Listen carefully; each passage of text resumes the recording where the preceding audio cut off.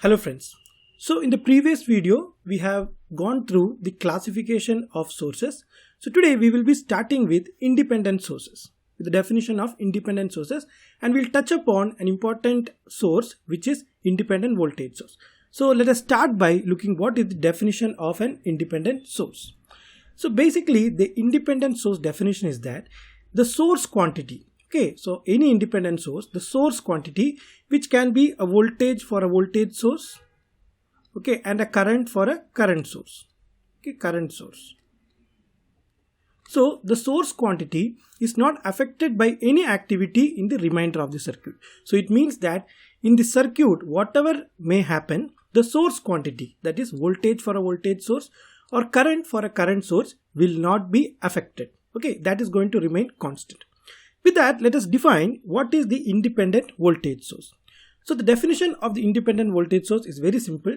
It is basically an active element that provides a specified voltage. Okay, so every independent voltage source provides a specific voltage. It can be 9 volt, it can be 1.5 volt, it can be 3.5 volts. That depends upon the independent source that you are considering. So the basic definition is that it is an active element that provides a specific voltage. Now the idea here is that the voltage of the element, why it is called an independent voltage source? The idea is that the voltage of the element is independent of the current flowing through it. Okay, so if you are having your independent voltage source, that element looks like this, it is going to have a specified voltage. It provides a specified voltage. Let us call that voltage as V1. Now the current through the element, let us call it as I. Okay, so the meaning here is that the voltage of the element is independent of the current flowing through it. So whatever might be the current flowing through this element, through the independent voltage source, this voltage value V1 will remain constant. So if you put a graph here like this, so for example, I am having current in one axis and I am having voltage in another axis. Let us take different currents which are flowing through the element. So let's call it I1, I2, I3. Okay, so whatever might be the current which is flowing through this element, the voltage will be always V1. Okay, so the voltage is always the specified voltage of the independent voltage source. Now remember that this definition is actually true. This definition is true for ideal sources, something which is called as ideal sources. But in a practical source, this fact that the voltage is independent of the current flowing through might not be true. But for most of our analysis, we will assume that our voltage source is an independent voltage source. Okay. In case there is any deviation to this definition, that we will adjust using equivalent circuits. Okay. So that is another part of the course. So now it is time. Let us simply draw a graph now. So you see whatever might be the current value.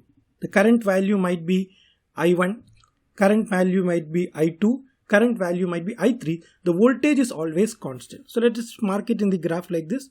So the current value can be I1, current value can be I2, and the current value can be I3, current value can be I4.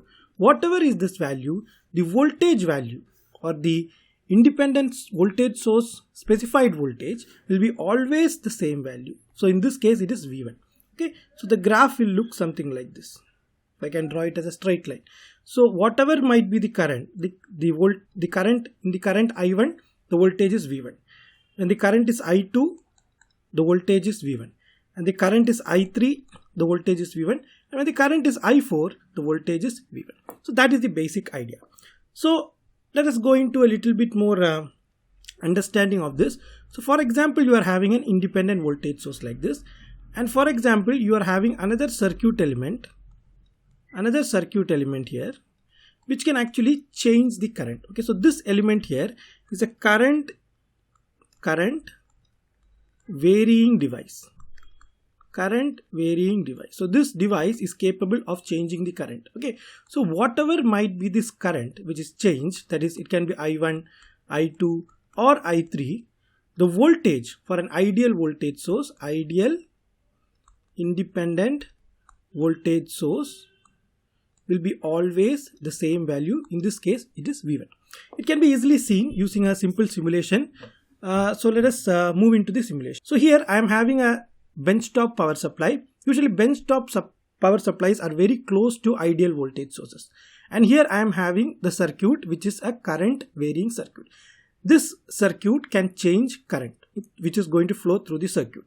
So let us do the simulation here. I am applying, so here you are having the voltage through the voltage across the power source, and here it is the current which is flowing through the power source.